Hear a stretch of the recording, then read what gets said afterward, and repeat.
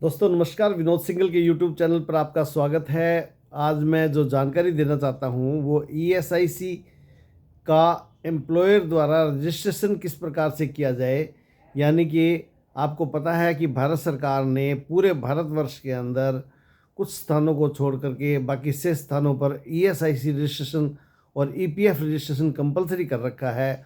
जहाँ भी 10 कर्मचारी जिस भी प्राइवेट, चाहे चाहे वो परचून की दुकान हो, चाहे छोटी से छोटी इकाई हो, चाहे बड़ी से बड़ी इकाई हो, चाहे होटल हो, चाहे स्कूल हो, चाहे कोई प्रोविजन स्टोर हो, चाहे कोई नल की दुकान हो, चाहे कोई मिस्त्री की दुकान हो, चाहे कोई फर्नीचर की दुकान हो, जहाँ 10 कर्मचारी काम करते हैं वहाँ आपको ईएसआईसी का रजिस्ट्रेशन लेना अति आवश्यक है।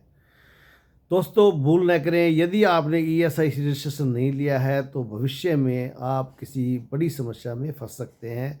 ईएसआईसी का नोटिस आ सकता है और उस नोटिस के अंदर आपको पुरानी अमाउंट सारी जमा करवानी पड़ेगी।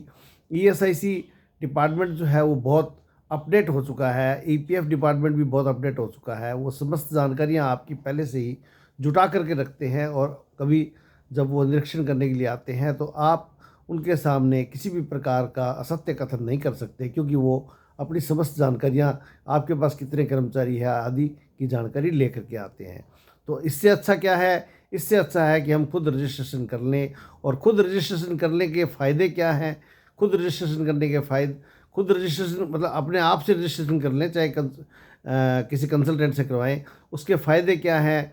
तो ज़्यादातर लोग तो क्या करते हैं कि ईएसआईसी ईपीएफ रजिस्ट्रेशन में इसलिए नहीं करते, में रजिस्ट्रेशन इसलिए नहीं करते कि वो उनको ऐसा डर लगता है कि ये कहीं समस्या ना हो जाए या ये कोई मतलब अपने लिए एक बहुत बड़ी प्रॉब्लम है। जबकि मेरा ये मानना है कि ईएसआईसी ईपीएफ से बढ़िया कोई स्कीम नहीं है।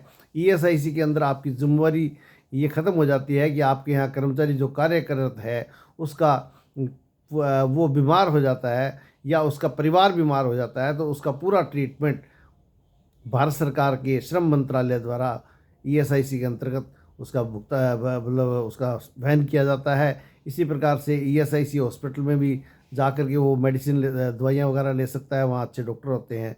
इसी प्रकार से वो प्राइवेट हॉस्पिटलों में भी ईएसआईसी से, जो पैनल्ड हॉस्पिटल है वहाँ ईएसआईसी की डिस्पेंसरी से अपने आप को रेफ़र करवा सकता है।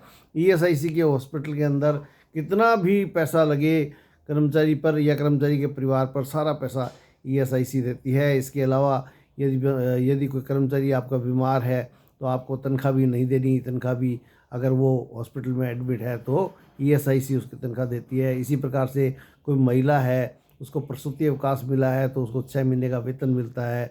दोस्तों मैं क्या बताऊँ, इसके अंदर इतने बेनिफिट है जिसका कोई हिसाब नहीं है। क्योंकि एक बीमा करवाते हैं तो बीमा करवाने के अंदर आपको 5 लाख, 7 लाख, 10 लाख, 20 लाख की कोई सीमा होती है। इसमें इलाज कराने की कोई सीमा नहीं है और इसमें पूरे परिवार समेत होता है।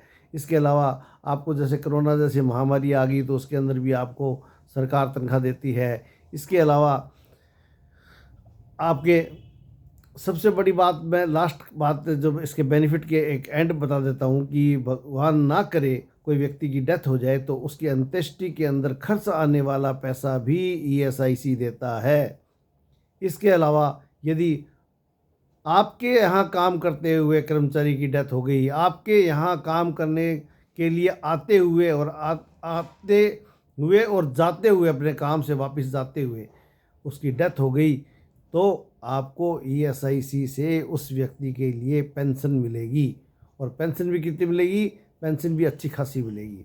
तो आप इस ईएसआईसी को देखो, दोनों बातें हैं, ये कंपलसरी भी है और ये लाभदायक भी है। यदि कोई चीज़ कंपलसरी हो और लाभदायक नहीं हो तब अपने को अपना मन कहता है कि भी यार ये काम, और कोई राशि ज़्यादा नहीं कटती, 4% इसका सैलरी का 4% कटता है। तो चलो आज का जो मेरा विषय है वो ईएसआईसी में कोई भी एम्प्लॉय, कोई भी नियोक्ता, कोई भी दुकानदार, कोई भी फर्नीचर वाला, कोई भी हॉस्पिटल, कोई भी इंस्टीट्यूट, कोई भी स्कूल अपने आप का रजिस्ट्रेशन किस प्रकार कराए। तो इसी संबंध में आज मैं आपको जानकारी दे रहा हूँ कि आप अपने ईएसआईसी के अंदर अपने संस्थान का रजिस्ट्रेशन ज़रूर कराएं। इसमें आपको वेबसाइट पर जाना होगा, वेबसाइट पर जा कर के अपने कार्य संस्थान का विवरण देना होगा, कार्य का विवरण देना होगा, बैंक की डिटेल देनी होगी, क्योंकि दोस्तों इसमें क्लेम जब मिलता है तो फिर अगर डिटेल वगैरह सही नहीं हो तो दिक्कत आती है। अन्य कुछ या बहुत कुछ सी जानकारियाँ भी है वो आपको देनी होगी। तो ऐसी कोई जानकारी नहीं है कि जो अपने दे नहीं सकते, लेकिन देनी होगी। आपकी जीएसटी नंबर है तो वो भी देना बताना पड़ेगा, नहीं है तो भी बताना पड़ेगा। अनुभवी व्यक्ति से ये काम नहीं करवाना चाहिए। काम ये रजिस्ट्रेशन वाला जो जिसको अनुभव है उसी से करवाना चाहिए, या खुद अपने आप को ईएसआईसी ऑफिस में जा करके उनसे चर्चा करके करवाना चाहिए। जानकारियाँ सही व सटीक भरनी चाहिए ताकि किसी प्रकार से कल को कोई दिक्कत नहीं आए भविष्य में क्लेम लेने में, या भविष्य में यदि अपना काम वगैरह आपने बंद कर दिया है, भगवान ना करे, तो उस समय भी अपने को दिक्कत ना आए और अपने उस समय इसको बंद करवा सके। इसी प्रकार से मेरा तो ये मानना है किसी कंसल्टेंट से किसी से मतलब ये करवाना चाहिए, लेकिन यदि आपने कोई कंसल्टेंट से नहीं करवाना चाहे तो वो खुद भी काम इसको कर सकता है। तो दोस्तों मेरा ये सुझाव है कि जिस किसी व्यक्ति के पास, और एक और बात है कि यदि आपका काम कोई ख़तरनाक तरीके का है जिसमें कोई मतलब किसी के शारीरिक नुकसान होने का डर है, तो उसमें तो आपको ईएसआईसी में रजिस्ट्रेशन करवा ही लेना चाहिए, हर हालत में करवा लेना चाहिए, क्योंकि कल को अपने उसकी भरपाई नहीं कर सकते। किसी व्यक्ति की अपने काम के दौरान डेथ हो जाती है, या किसी आदमी का अपने काम के दौरान हाथ पैर चला जाता है, तो ऐसी स्थिति में ईएसआईसी से उसको पेंशन, ना केवल पेंशन बल्कि इलाज भी मिलता है, और इलाज की कोई कीमत नहीं है।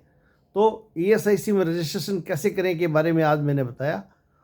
फिर भी यदि आपको ईएसआईसी के रजिस्ट्रेशन में यदि कोई जानकारी लेना चाहें आप, तो आप मैं निःशुल्क सुविधा ये उपलब्ध कराता हूँ, और मेरी जानकारी मेरा ये शौक़ है कि इस तरीके की जो सामाजिक सुरक्षा की स्कीमें हैं वो मैं बताऊं। तो आप मेरे से भी आप जानकारी ले सकते हैं। जितनी जानकारी मेरे पास है मैं उपलब्ध कराने की कोशिश करूंगा।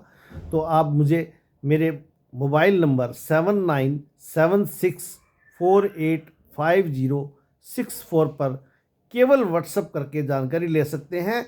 यदि मुझे लगेगा कि बात करने की ज़रूरत है तो मैं खुद बात करूंगा आपसे। मुझे ऐसा कोई घमंड नहीं है कि मैं बात करने में, या मुझे मतलब ऐसी कोई प्रॉब्लम नहीं है। लेकिन क्या होता है कि अनावश्यक बातों का जवाब वहीं व्हाट्सएप पर दे दिया जाता है, और अगर कोई विशेष बात हो तो फिर उसको बता दिया जाता है।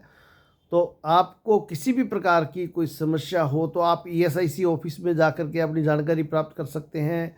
आप वेबसाइट पर जा कर के जानकारी प्राप्त कर सकते हैं, और जो जानकारी मेरे पास में है थोड़ी बहुत वो आप जानकारी लेना चाहें तो मुझे 7976485064 पर व्हाट्सएप करके आप मेरे से जानकारी प्राप्त कर सकते हैं।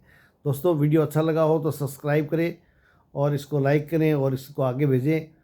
धन्यवाद। जय हिंद, जय श्री श्याम, राधे राधे, धन्यवाद।